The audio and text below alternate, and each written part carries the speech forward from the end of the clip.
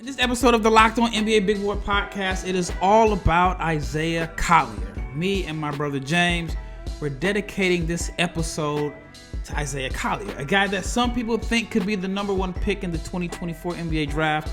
James and I are going to share our opinions, our thoughts on Collier's game, why he'll succeed, and if he doesn't succeed, what are the reasons that could prevent him from maximizing his potential. This is an episode you will not want to miss. Stay tuned.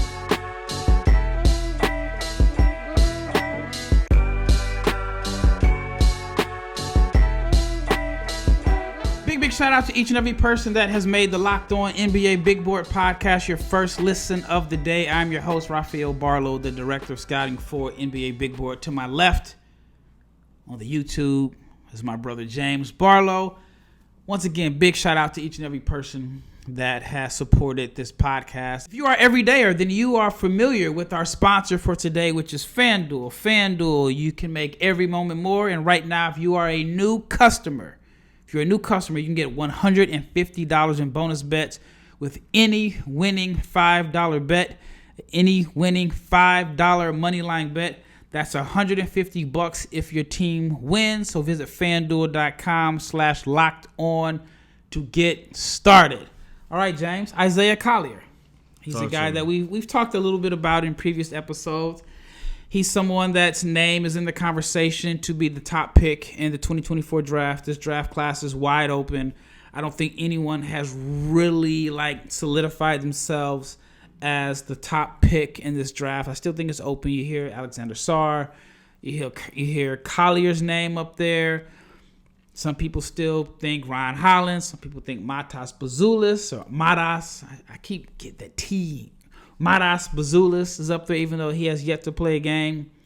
But let's talk about Collier. And we'll do full episodes on those guys. Okay. Let's talk about what you like about Isaiah Collier. I like his aggressiveness. He's an alpha for sure. I like how he's constantly putting pressure on the defense. Mm-hmm. I like that it looks like his shooting has improved, or he is continuing to improve as a shooter off the bounce in particular. He's not hesitating on his catch and shoot threes. There is a lot to like about Isaiah Collier, but I do have my concerns.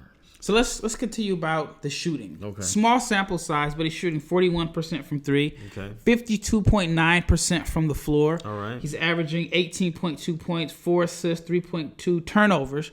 Coming into the season, 3.2 turnovers? No, I'm sorry, 3.2 rebounds. We'll get to the turnovers.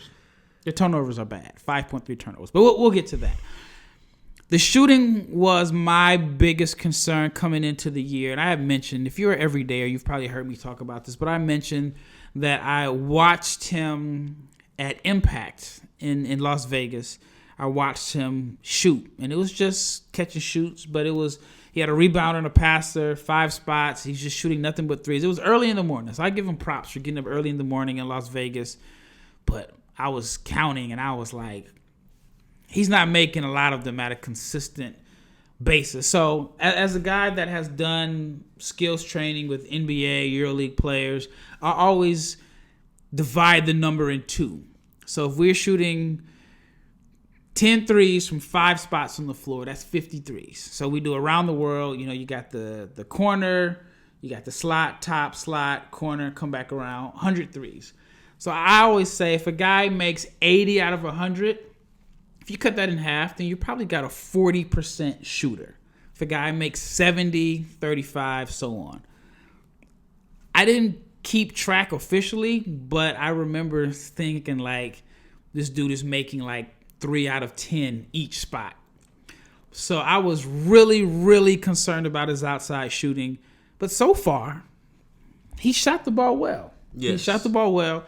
One of the things I will say I do like about Collier, other than the fact that he is aggressive, I think he's a leader. I think he's someone that you never have to question his impact. There's a couple guys in this draft that were highly touted, but there's moments on the floor where you don't, is he there? With Isaiah Collier, he's impacting the game. You know that he's an alpha, he's a dog, he's a leader. His aggressiveness is always on full display. Sometimes it gets him into a lot of trouble. But one thing that is very interesting, let me know if this stands out to you. We have a guy that is aggressive. Okay. He's an aggressive downhill driver and slasher, but he doesn't take bad shots. Like, usually when a guy is like super aggressive, you think of like wild shots. You think of a guy that's really confident and likes to score, you think of questionable shot selection sometimes. Right. Isaiah Collier doesn't have questionable shot selection. He's efficient. Let me push back on so that. far. So while you may not be getting wild shots, you're getting wild passes from him. So it kind of works hand in hand. Some people believe a bad shot is a turnover. Well, a turnover is a turnover, obviously. So while he is super aggressive and he's always putting pressure on the defense, and he's getting downhill, he may not necessarily take a bad shot, but he will try to force a square peg into a round hole, as the saying goes. So, but again, that's fair. That's valid. Yeah, the shooting is checking out. I need to dig deeper into his off the dribble splits. I don't have those in front of me right now, but just eye test efficiency, even from the 3-point line, like you'll take that and you'll say that he's gonna. I guess, if he keeps the trend up, it's something that can trend upward at the next level too. Yeah, if you just look at his games. So he had a game where he was 7 of 9 from the floor, which was his first game. He's 6 of 11. He had one game where he was 6 of 18, where he was inefficient, but he got to the foul line 13 times. So that cleans it up. He had an 8 of 14 game, 5 of 8 game, 4 of 8 game. So the shot selection is good. If you take away that 6 for 18 game, he might be shooting 55, 56% from the floor. Mm-hmm. Now the threes, it's not a high volume of attempts. The most he's ever taken in a game was 5, but he made 3 out of 5 that game. So he has a game where he's 1 for 3, 1 for 2, 0 for 2, 3 for 5, 1 for 2, 1 for 3. So he's shooting the ball. The rate isn't crazy high, but it's not like he's going 0 for 1 every game. He doesn't, to me, project as a high volume 3-point shooter anyway. No, he doesn't, but I like the fact that he's taking them and he's making them at a high clip. Can he sustain it? I don't want to say it's the $1 million question. I guess what's the difference between the number 1 pick and the number 4 pick? It could be $8 million question. But he's getting to the foul line. I love that. I mean, which was expected because he is aggressive. So I do like that he is a guy that can score, but he's not taking a high volume of shots to get his 18 points. In the one game that he was inefficient shooting, he got to the foul line 13 times. Yeah. So I do like that about him. What about his passing? And this is just, what we like about him. What do you think about him as a passer? Well, again, with him being a downhill guy, like he does hit the dunker spot guy. Like he will find that guy. He passes the ball up the court too, which is kind of an unappreciated passing ability. Yep. So he does things like that, and then like I said, getting downhill, he sees the guy for the easy dump off. And like I've seen him, there was a play where he does accept traps very well when they double team him out to half court, and then he'll hit the lob guy or hit a corner skip guy. So like the passing ability is there, and just for the fact that he's a downhill point guard, he's always going to be able to have those passing opportunities to dunkers or corner guys, especially corner guys at the next level because the floor will be more spaced out. Yeah, and I mean, one of the things that I forgot to mention was his size. I mean, I've seen him listed at 6'4", 205. I've seen 6'5", 210. He's a football player.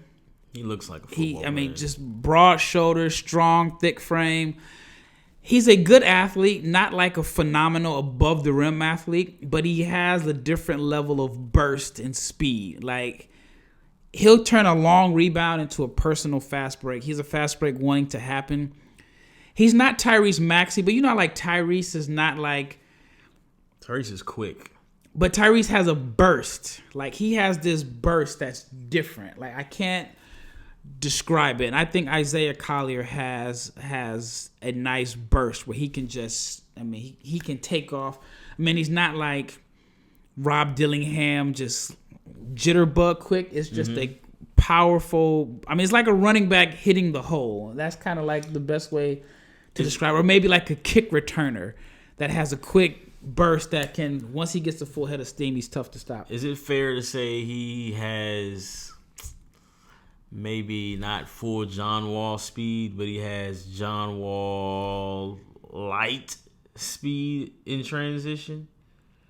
I mean, I could see that. Just not as explosive where he's like John Wall gets to a spot. John Wall was with the left. Yeah, a righty, but he had a lot of juice in that right leg where he can dunk with his left. All right, when we return, we're going to talk more about Isaiah Collier, but we're going to talk about his draft range, and we're going to talk about what team or teams would be a good fit for the USC point guard. Stay tuned. As the weather gets colder, so does the offers at FanDuel. The offers at FanDuel stay hot. And right now, if you are a new customer, you can get $150 in bonus bets with any winning $5 money line bet. That is $150 if your team wins. So if you've been thinking about joining FanDuel, the time to do it is right now. Not now, but right now. And the app is very easy to use. It has a wide range of betting options from spreads, player props, overs, unders, and more. So go to FanDuel.com/locked-on and you can win $150 in bonus bets. FanDuel, the official partner of the NFL and Locked On. Locked On has launched the first ever national sports 24/7 channel on YouTube. Locked On Sports Today. You got to subscribe. Please subscribe after you subscribe to Locked On NBA Big Board if you have not subscribed here. But subscribe to Locked On Sports Today. It is 24/7 and it is covering the sports stories from your local team. So all of the local experts from the Locked On Network, along with our national shows covering every league. So check it out. Locked On Sports Today. It is streaming on YouTube. So subscribe for the first ever national sports 24/7 streaming channel. All right, second segment. We start off the first segment talking about Isaiah Collier, what we like about him, his strengths and his improved shooting. But now I want to talk about his draft range and what team or teams would be the ideal fit for him. Because when I look at this 2024 draft, I'm being honest. I'm looking at this draft. I'm looking at NBA teams' rosters, and I'm looking like, hey, I don't know where some of these guys are going to play. I don't know if some of these guys are going to see the court immediately. We've seen, and we talked about in the last episode, we've seen guys that were selected in the lottery that have already been, I don't want to say sent to the G League because that sounds, there's like a negative connotation to it, but they're playing in the G League. I think Collier, depending on where he goes, and I'm just being real, depending on where he goes, he could either be a 28-minute guy or a backup point guard that may be seeing time in the G League. Because the way these draft classes are going now, I mean, we look at the situation in Orlando. You got a year, maybe 2 years to show something, or hey, the replacement is on the way. So where is Isaiah Collier? What is his draft range in your opinion? Like right now, I have him at number 2. I think 2, no later than 3. But again, I don't think. Okay, if we scramble the ping pong balls, and the bottom 3 teams are San Antonio, Washington, and Detroit. Detroit point guard minutes might be hard to come by because they're still trying to figure out what to do, and they are definitely not in position to be drafting by position. Like, they're going to take the best player available.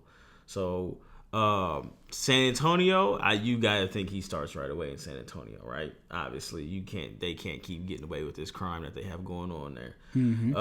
Washington, Tyus is a good backup, and he does not need to be starting for the worst team in the NBA. Like, he needs to be in the situation he was similarly in Memphis. Yep. So you can't think that he's going to stay there for too long. I personally don't see, unless he lands in Detroit, I don't see an opportunity where he is sent or is fighting for minutes unless he just plays badly. Now, you got to think, I personally think Chicago is on their way to blowing it up there's minutes everywhere in Chicago once they blow it up because they're not married to anybody at any position. Yep. So I feel like those opportunities, he isn't the person that I am particularly worried about getting minutes. But there's only like him and like one other person. Everybody else. Well, I mean, let's say, I'm on Tankathon right now. Shout out to Tankathon. I'm gonna mess around and do a sim lottery. All right. If the way this works out, I mean, ideal. Portland has the number 1 pick. San Antonio has number 2. Chicago has number 3. Portland. So if that pans out, Portland 1, San Antonio 2, Chicago 3, Charlotte 4. He's in a good spot if he goes 2 or 3. Portland. And I'm talking Portland at number 1. I know, but I'm okay. But some people think he could go number 1. Yeah, I mean, I think if the Blazers have the number 1 pick, I think with 100% sure they're gonna go with Alex Sarr. So you draft another big after you just traded for. Well, I mean, I think you move. You try to play Sarr and Ayton together. And yeah, because Jeremy Grant not gonna be there. Jeremy Grant's not gonna be there. I don't know. Somebody got to take on that salary. So yeah, if it happens that way, that makes sense. Because in my opinion, the best fits for Isaiah Collier, or if I'm Isaiah Collier or his agency, I'm like, look, I want to go to San Antonio because you're gonna be on TV playing with Victor. You got the easiest job in the world, and you. I mean, it's just a good situation for him on and off the court. Correct. Chicago, big city. They're probably gonna tear it down. You'll have the keys. You'll be the guy that. I mean, there is some pressure in having the keys to the franchise. Chicago's the third largest. It's the third largest city. Great city. But then you're like, dang, if Levine is really good, DeRozan's good. I mean, and they couldn't really make it happen. So, but I will say Chicago would be a good fit. Charlotte. Wouldn't be a good fit unless LaMelo says, hey, I want out, which some people think that he eventually is going to try to force his way to I don't like that to a bigger market. Washington and falls, and this is just a Tankathon sim. Washington falls to number 6, and that would be a spot that I would like to see Isaiah Collier. Memphis, I don't know if you're Memphis. I'm not doing it. I mean, I might do it as insurance because. Nah, here's the thing. If he can't get his act right after this 25-game stint, this 25-game bid he's serving right now, that man is hopeless. He's talking about Ja Morant. I don't even know if it's that. I mean, I just wonder, like, how is the chemistry around the team? Because the team is bad. They're like 3-13, and I wonder our guys in the locker room looking like. Well, Marcus Smart cussed everybody out the other day. Yeah, too. man. If you would have been, you know what I mean? Like, if you wouldn't have been wilding out, we wouldn't be in this. That's predicament. Very true. And then I wonder, are they looking at the front office like, hey, the signs were there. I mean, that's we don't want to get into that. So, if you had to rank them fit, who's your number 1 fit for Isaiah Collier? San Antonio. 2. Washington. You would take Washington over Chicago? Yes. Chicago, no disrespect, is a poorly ran. Well, Washington is too. Well, but Chicago, Washington is new. This is a brand new front okay, office. All right, they haven't even been on the job a year. There is the Chicago cupboard is bare. Like Patrick Williams is the only guy there, and I still believe in Patrick Williams, just not in that role that they have him playing at. And you see what Lowry doing. He left Chicago. But Lowry was good in Chicago. He was good in Chicago. I feel like Patrick Williams, there's still some hope there. His splits aren't particularly good right now. But, like, once they clean house in Chicago, who is the young guy that they have that you're looking forward to playing with? Yeah, it's funny. Like, I mean, we have sponsors like Prize Picks and FanDuel. If the Chicago wipes the slate clean and Isaiah Collier is the guy, he's going to be someone that is going to be very valued in fantasy basketball. Of course, because he's going to get a lot of minutes and a lot of opportunities. Who's he passing to? Yeah, exactly. And in Washington, I mean, if whatever they got going on with Poole, I don't know if Kuzma's going to be there long term, but like that cupboard could be bare too. So it's like, I guess you could say Chicago and Washington are about the same. But I think Chicago has to make that move happen first before they get there. All right. Move of blowing it up. All right. When we return, we're going to discuss if Isaiah Collier doesn't maximize his potential in the NBA, what would be the reasons behind it? What are our concerns that could be long-term issues? Stay tuned. Let's talk about Prize Picks. Why? Because Prize Picks is daily fantasy made easy. All you're doing is picking 2 to 6 players, and you're picking against the projected numbers. You're not playing against anyone unless you want to. But what Prize Picks does, that's a little bit different. They actually have a couple of things that I really like, but they have a specials league, and it is a league created where you can combine 2 different sports. So, for example, you can pick LeBron James and Travis Kelce for a combined number of 10.5. That is a combination of 10.5 three-pointers made and receptions. Or if you want to play against someone, you can actually play against Meek Mill. And we have what they call the community plays. And it is a promo on the app, so you can play against some other big names in the Prize Pick community plays app.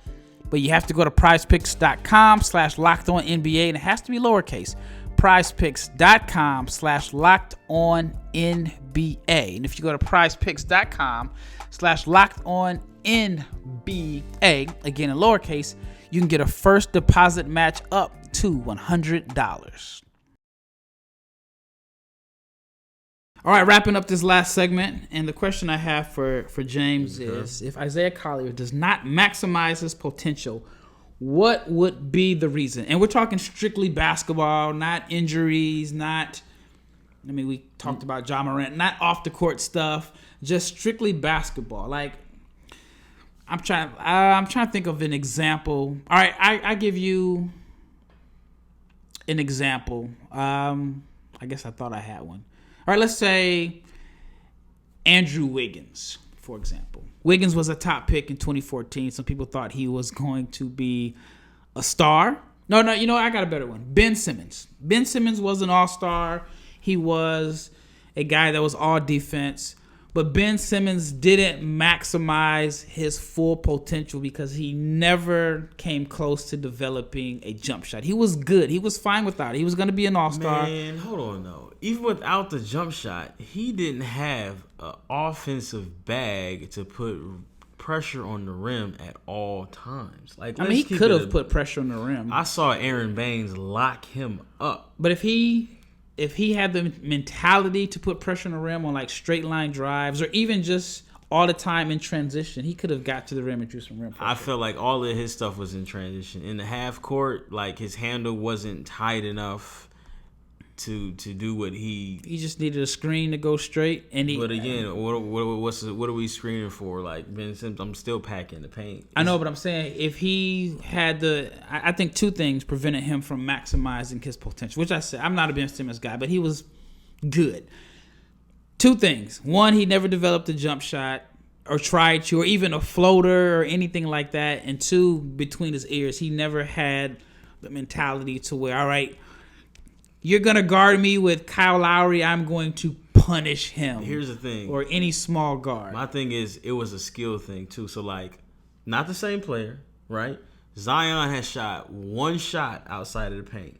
Zion gets whatever he wants. Not because yes, he is a refrigerator that moves like a ballerina, but he has handles. He has the skill and the touch around the basket to get whatever he wants, whenever he wants, however he wants to. But it's between the ears. He's aggressive. Giannis doesn't have a jump shot, and he don't have a bag. Nah, Giannis has a bag. He's got handles. Yeah, Giannis is going to drive. You close that pack, he's going to retreat, dribble. Look, here's the thing. He has handles, and you know what? His motor is like, look, we can run into each other the whole night. I'm going to outlast you. Yeah.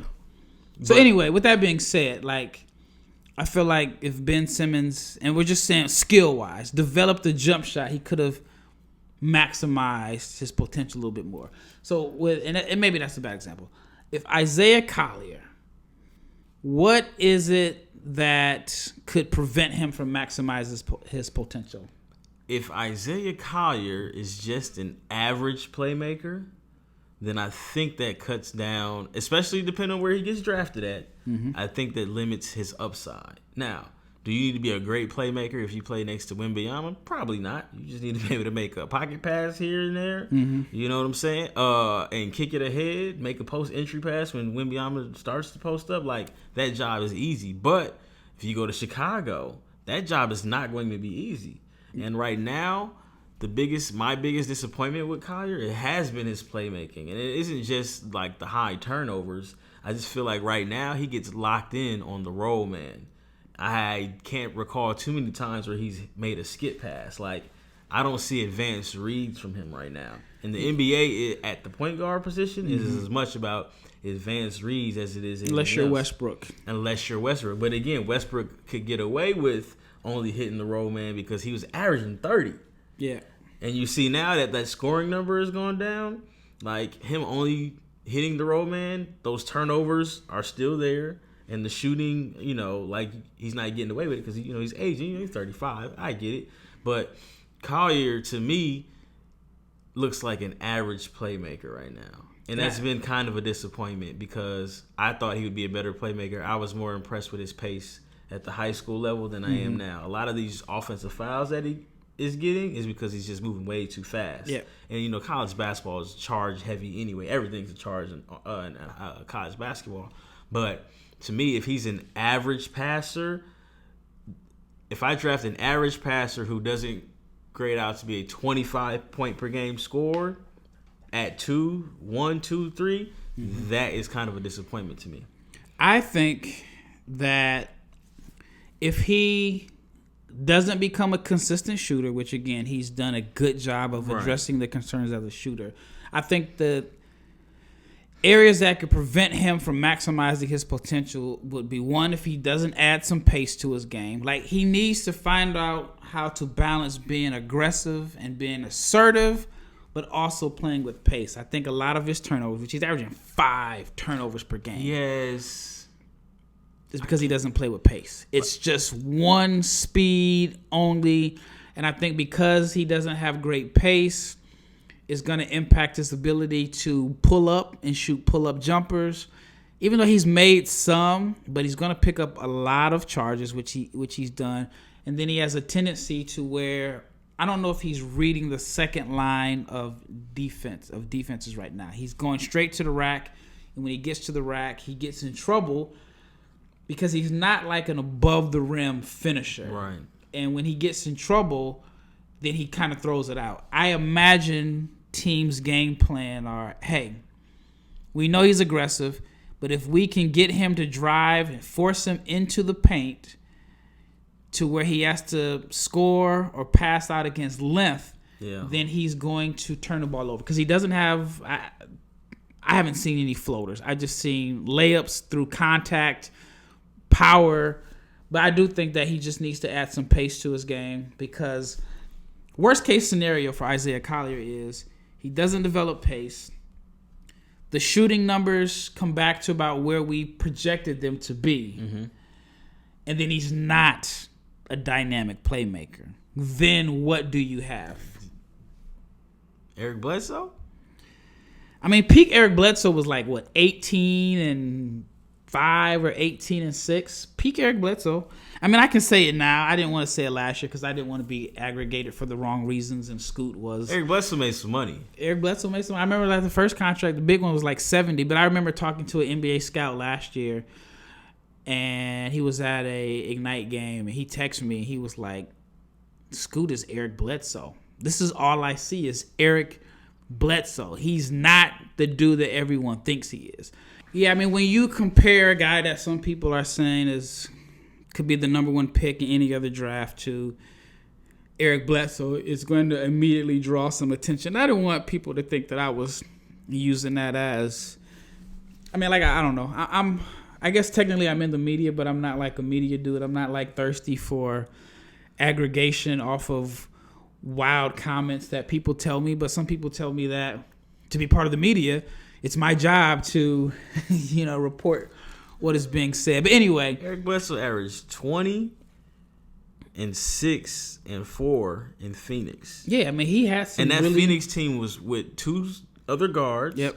And they were like a good. I mean, there's no shame in being Eric. You can't think of Eric Bledsoe, who was kind of killing Milwaukee's buzz, and that was the only Eric Bledsoe. But if you're selected 1, 2, or 3, of course, a lot of times you're expected to be a multi-time All-Star or franchise player, which and I think sometimes just depending on your draft, it's kind of unfair because if it's not a strong draft class and you're number 1. It's kind of, you probably wouldn't have been number 1 in a stronger class. But anyway, those are my concerns or reasons why if Collier doesn't maximize his potential, if he's selected 1 or 2 and doesn't live up to the expectations, I think it would be the lack of pace, the shooting regresses to about, it becomes what we thought it was, or maybe it's just a hot streak right now, and the passing does not translate. But if you would have told me 2 months ago Isaiah Collier would be shooting 41% from 3 and would look like a decent playmaker, I would have been like, you're crazy. That's fair, because you'd have thought those attributes would have been flipped. Definitely. Yeah. He had a play, I can't forget the team. I can't remember the team. It's one of the teams that they played in blue. Maybe it was the team that they lost to at Riverside.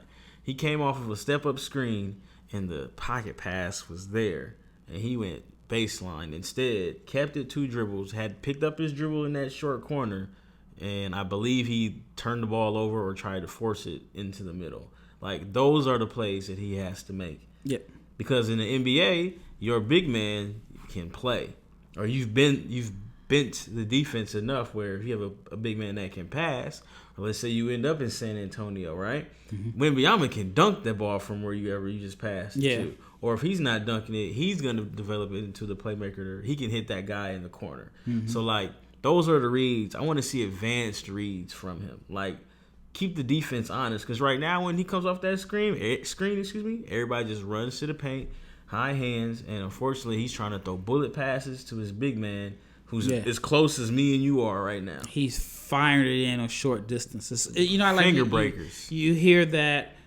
like you hear about Luka Doncic. You're like, you know what? You can't speed him up. Right. And that's like one of the best attributes I believe a point guard can have, or things you can say about a point guard is he has great pace. You can't speed him up. And I think with Collier, because he wants to play and affect the tempo of the game, I think you can speed him up. So I think he's going to have to, like I said earlier, find a way to balance out being aggressive and assertive and creating the tempo of the game, but at the same time having the pace to where the game slows down, where you can make some of those reads because you're not going as fast. Right. It's the opposite of Carlton Bub Carrington. Doesn't have the same speed or burst, but because he's playing at a pace, he's seeing things develop, and he's able to get to his pull-up jumper. You have to make the defense respect everybody on the court when you're a point guard. Yep. And right now, it just looks like it's just that one guy he's trying to hit, and because of that, maybe you don't get to see the finishing ability or, some of the plays that you want him to make because he's just locked. He's like the quarterback that's locked in on his number 1 read right now. And if I'm Isaiah Collier and his representation, I'm praying, send me to San Antonio. Yep. I want to play with Victor. I'm going to be on TV. And maybe I can learn from Tony Parker and Manu Ginobili. Because Parker was fast, but he also had pace. Right. He wasn't a dynamic passer, but he got to his floater. Oh, yeah. And that was his bread and butter. Yeah. Well, that wraps up this episode of the Locked On NBA Big Board Podcast. Once again, thank you for listening. Once again, thank you for subscribing to our YouTube channel if you're not subscribed. And this is Rafael Barlowe, along with my brother James, and we are